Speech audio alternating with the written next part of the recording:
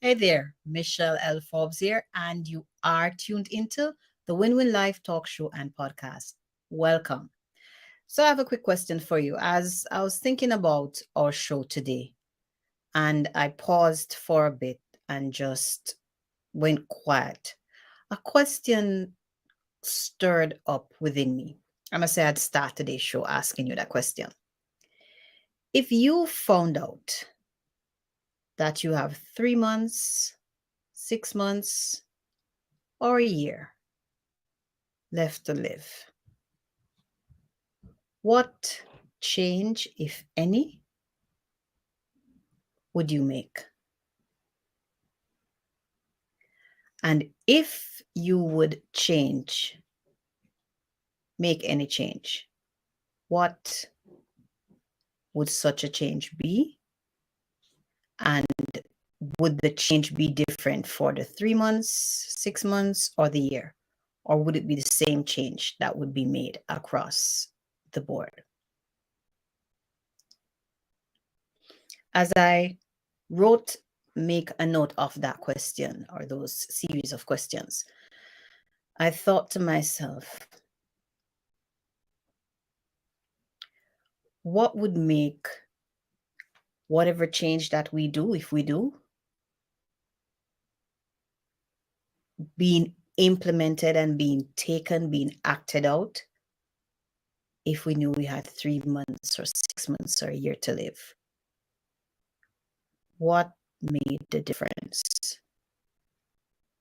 In essence, if we can make that change because we know we're going to live just 3 months left, or just 6 months left, or just 1 year left, why don't we?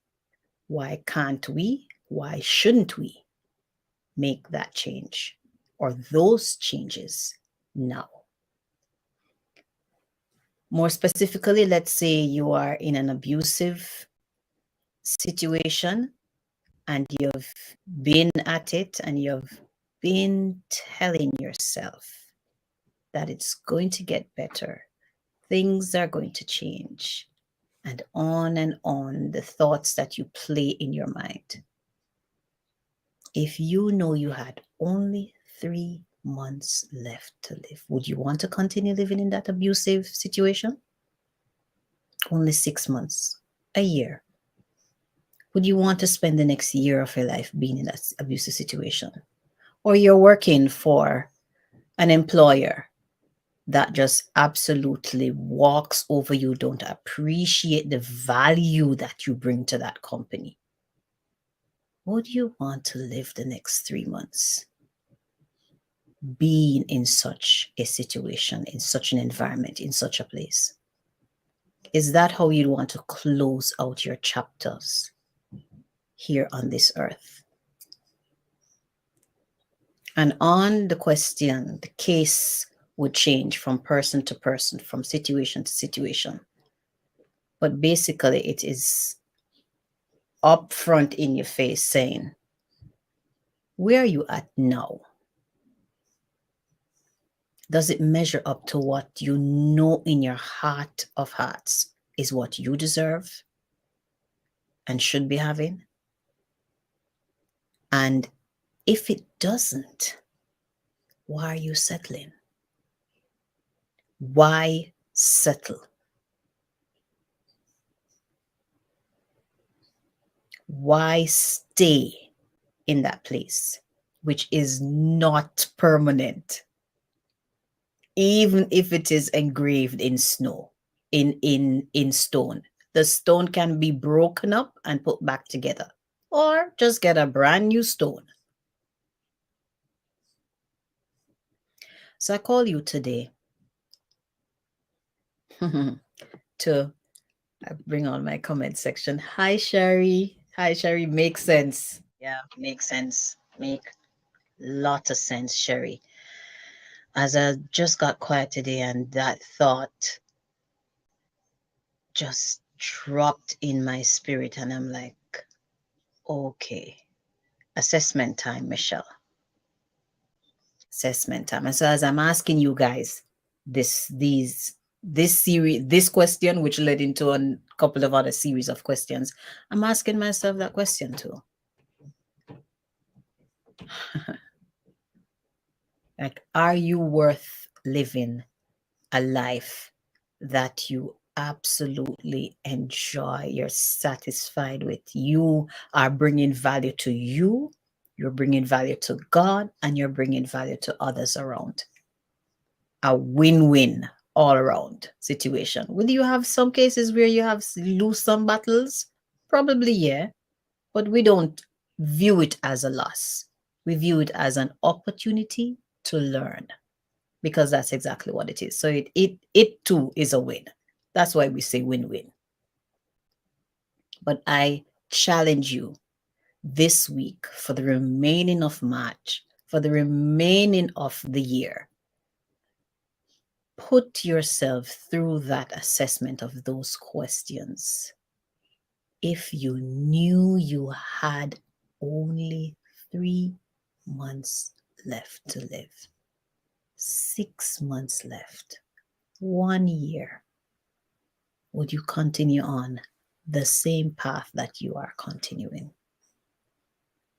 And my prayer for you is, if your answer is no, my prayer is that such a fire would be ignited on the inside of you and just on the rise continually, until you find yourself set in that place like, yes, this is what I've always wanted. This is how I've always seen myself. This is what God has set and purposed and assigned for me. God, I'm so thankful. God, I'm so grateful. I challenge you. Take that on as giving that to yourself as a gift, because you want the best for you. I challenge you. Yeah? And I'd love to know how your answers to that question would be coming along. Yes? Okay, so today's show, I just felt prompted. And as that question came to me, I said, just as it has jerked me into really sitting down and doing some more assessment. And that is life. We continue to assess ourselves because we want to continue to grow, to expand, to lengthen, to strengthen, to become all God has called us to be. So we never arrive and think, oh yeah, this is the life and I've arrived. No, we continue to grow, to expand. And the scientists tell you, even as adults, we are still growing. Did you know that? Mm-hmm. Yeah. When I learned that a couple of years back, I was like, oh, seriously? So why is it that we don't see that? And why is it sometimes your height was 5'7", and then you go back, it kind of shrinks? It's because of posture, years of how we're sitting. But yes, we are still growing, but the growth rate has drastically decreased. But yes, as adults, we're still growing. So if our body that God made is still growing, then shouldn't everything else, our mind, our desires, Yeah, we should continue growing.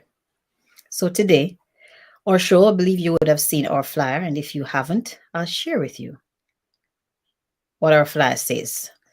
So we are saying it all began with a thought. So, what have you been thinking lately? It all. What is the it all we're talking about? The it all we're talking about that began with a thought is everything and anything. Everything that you see currently around you, everything that is in you, it all began with a thought. One thought. What was that thought? That thought was in the mind of God when he said, I am going to create. And when he showed up in Genesis chapter 1 and he saw the chaos and the darkness and the turmoil of the state of the earth,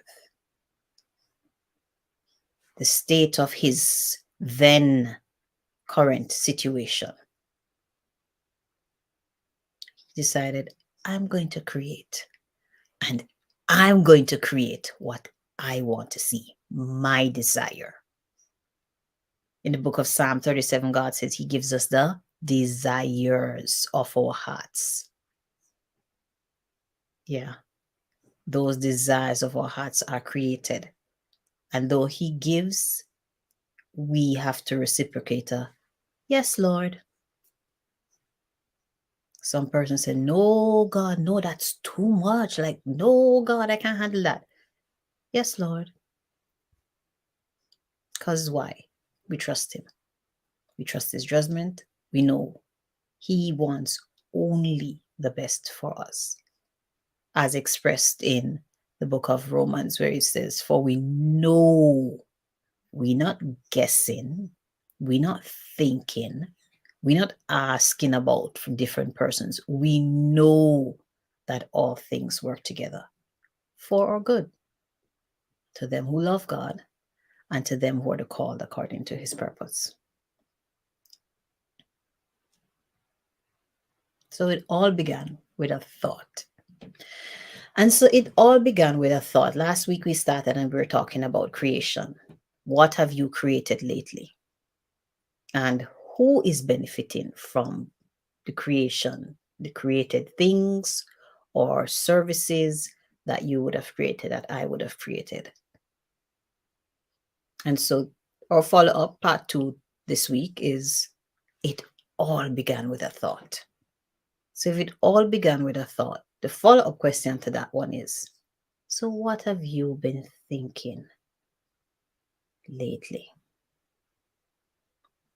And because it all began with a thought, based on what we have been thinking lately, we are to guard our mind, be aware of what we're thinking, and be cautious.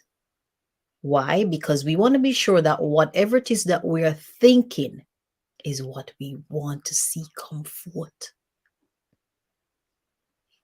Because from our thoughts, it moves through our mouths. We speak out. I've been thinking about going across the other city and engaging in this sort of business or looking for a job in that particular company. I've been thinking. And then you echo your thought. I've been thinking that I want to go across No Frills to pick up some ingredients to make this particular dish. The thought then moved to our words. I've been thinking that I've got my first degree for how long now? I want to upgrade. I want to go for a second degree. Been thinking, it starts here. Been thinking that I like design so much, and I used to draw a lot when I was younger, in my younger days, outfits that is. Used to draw some flowers too. Yeah. And I've been thinking I should go back. I should get myself a draft book and start my drawing again, sketching. Thinking starts here. It's very much like, and what just came clear to me is very much like that architect. And the architect just does thinking. Yes, he takes the thinking to the complex level in terms of putting everything together, how the house owner or the property, the building owner wants it, and relay it to him. So as one who, let's say I am looking a house or apartment or hotel that I want to be built, I would go and I would relay that to the architect. So what I first thought here, I want to build myself a hotel like nothing I've ever seen before, and give some service that just trumps all other hotel in this world. And I want this, this, this, this, this, and this. And then I want this and that and that. It started here. Then I would go sit down and speak with whatever the architect that I desire and choose, and relay my thoughts to him using my words. My action came in when I got myself dressed, got in that vehicle, and head out and met with the architect. My actions are taken further when, okay, he or she says to me, I can do that. I can get it done for you. And we enter in an agreement. And my actions continue on as he starts the work. I continue to follow up with him. But it all started here. So as we go through today's show, I am geared towards helping us to pay attention to what have we been thinking?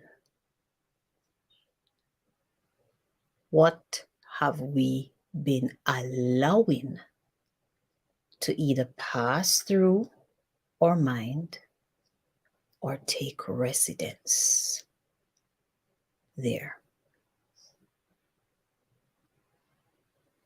Are they things that you want to, and there are times when the thoughts are there and it's been in replay mode for a while. And sometimes you're expressing and relating with somebody and something just pop out. And you like, oh, it didn't just pop out. It's been there.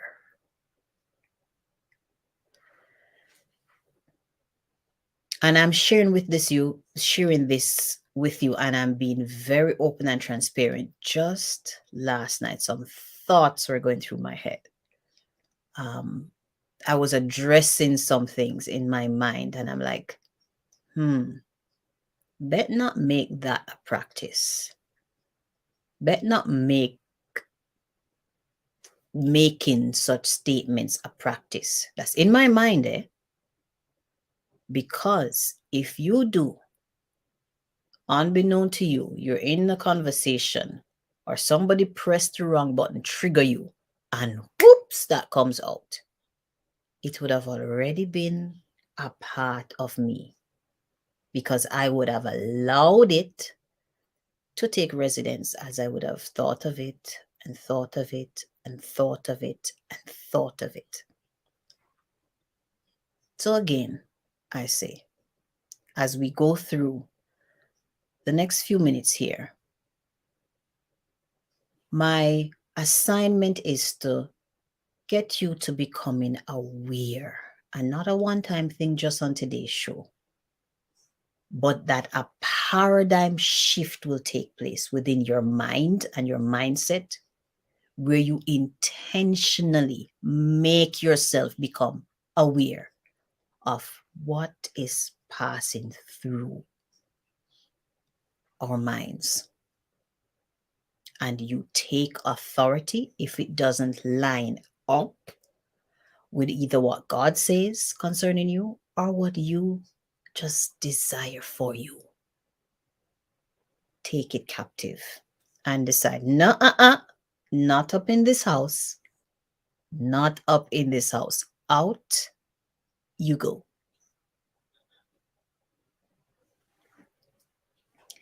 As it pertains to, we're going back to our original question. What have you created lately? So what I share with you just now is general across the board as it pertains to any thought. And it could be thoughts that relate to your what that you're supposed to create or what's that you're supposed to create. How does that play? The thought of, I'm going to design an outfit that I want for this particular event. I don't want to buy anything. I don't want anybody to make the outfit for me. I want to walk into that room in an outfit that I designed and that I made with my own hands. I created it with my own hands. That's the thought, to create a thing. Often because of the environment that we were born in, that we grew up in with different external influences, it's more often negative than positive. So a lot of times when a thought comes that is going to require for us to step out of comfort zone and stretch and flex our muscles to make that thought manifest, to create that thing, an objection comes. You sure you can do that? That style look pretty complex. Are you sure you can cut that style? And you're accustomed to cutting freehand. Do you think you can cut that freehand? I think you should just find a seamstress, a tailor to make the outfit for you.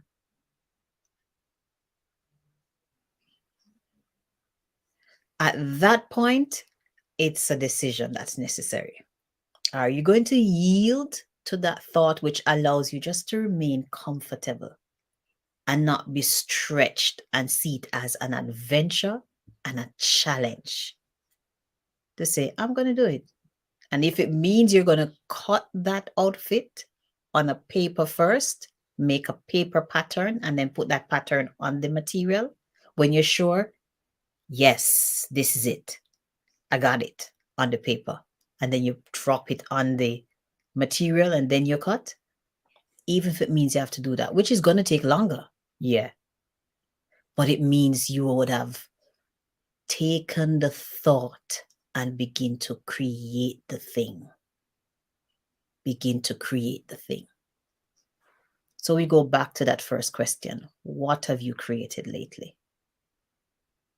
Why do I ask that question? Because you are a creator. And anything that is a thing is to produce after that thing.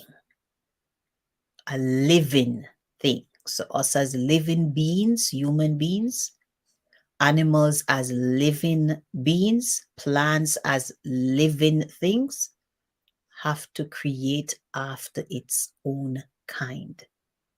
So us as creators, we are purposed, we are designed, we are structured, we are programmed to create.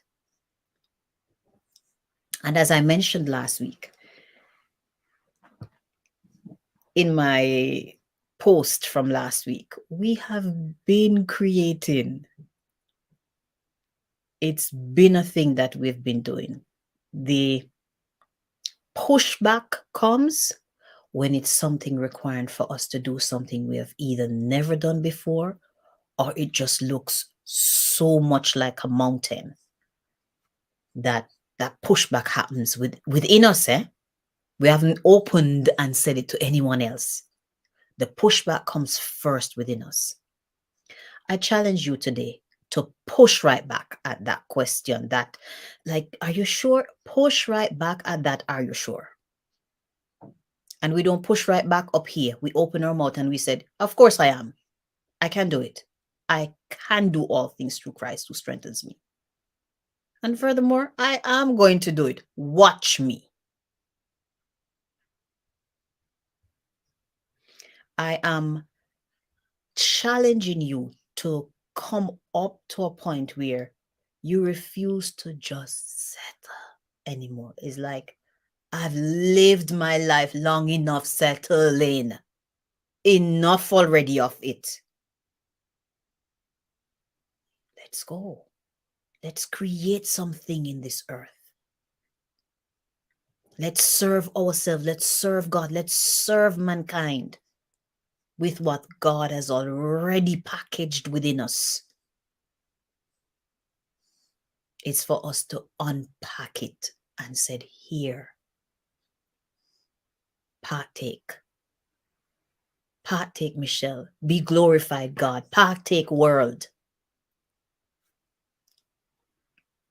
So as we continue on our conversation, my assignment is to challenge your thinking, your mindset to the point where you said, okay, yes, I do have some thoughts that I've been thinking for some time now. I have some notes that I've taken from the thoughts that I was thinking. And I believe it's time that I act on it, that I move on it. Like seriously, goes back to the question that I asked when we just opened. What if I really have 3 months or 6 months? Or let's say, thank God, a whole year left to live. What would change? What things would I do differently? What decisions would I make differently? If I was you, I would move on those thoughts that I've been thinking. I want to do this, you know. Maybe it's a book you have written and it's just been sitting there. And you've been procrastinating.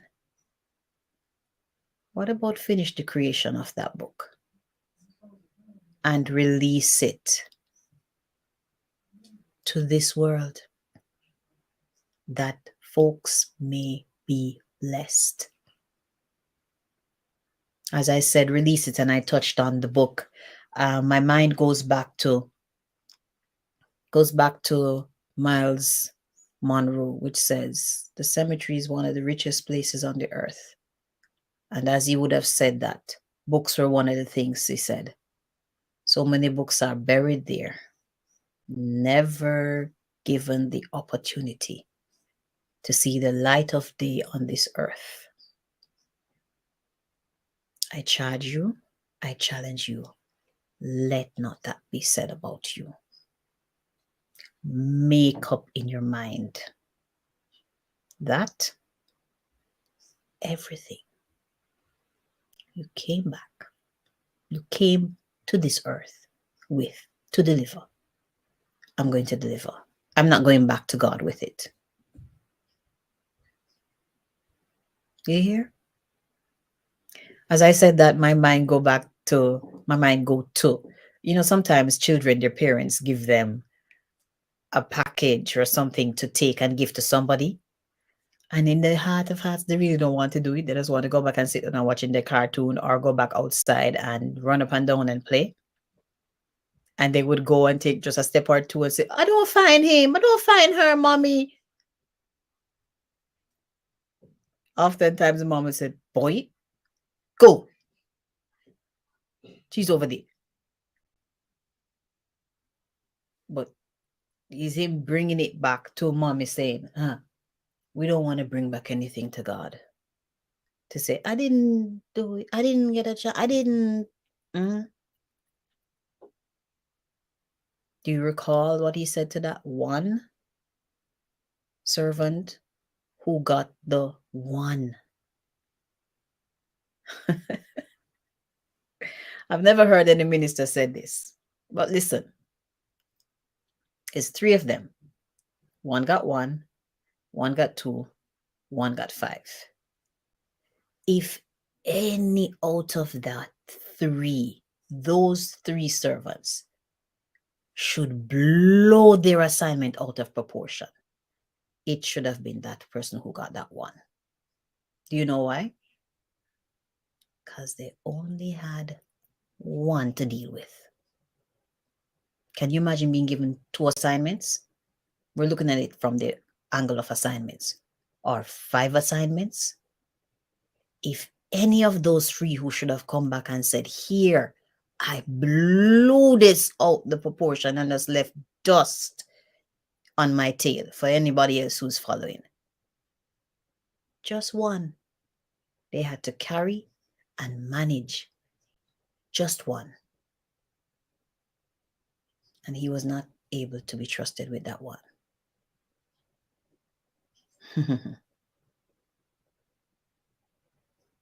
If it's one you have, if it's one you are aware of now, if it's one that you know now, move on it.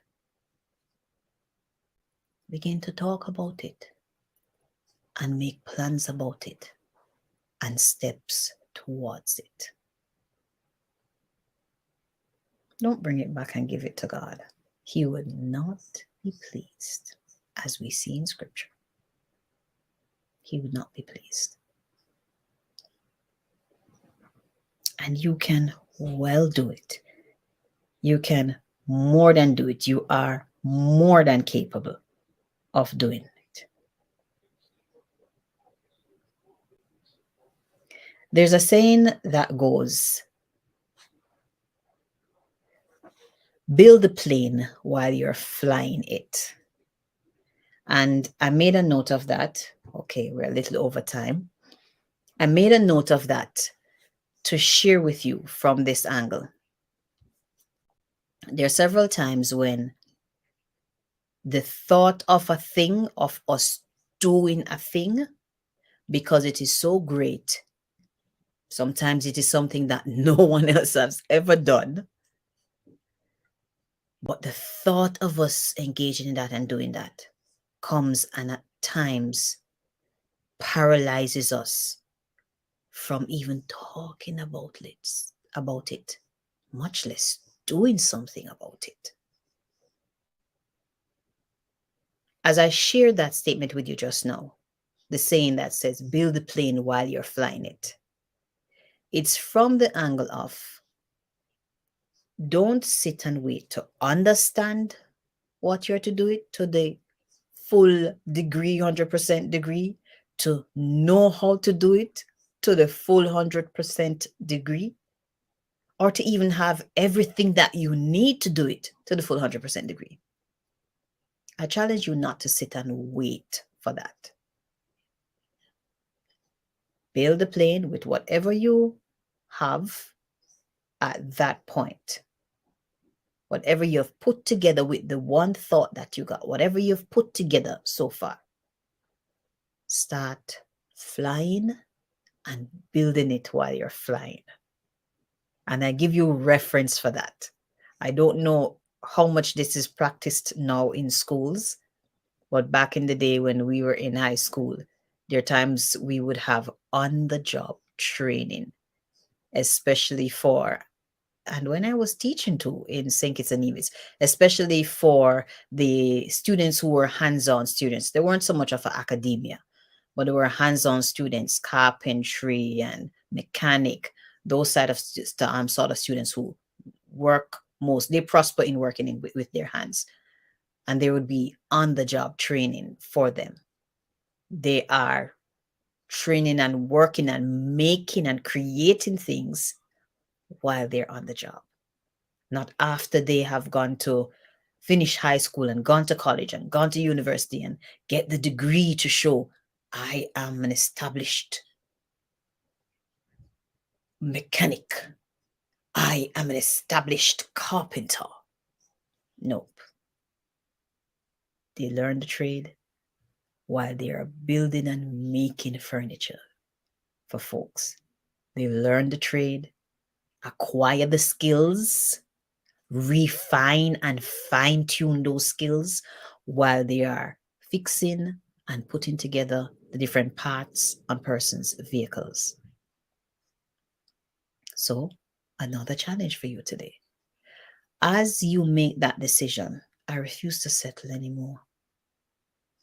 I refuse to go back to God with what He gave me, sent me here to earth to deliver by me creating and giving birth to that thing in this earth.